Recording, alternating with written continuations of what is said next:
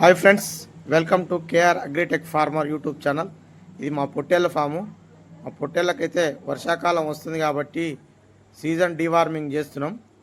మా ముగ్గురు పిల్లలు అయితే ఫామ్లోకి వచ్చిర్రు డివార్మింగ్ చేయడానికి.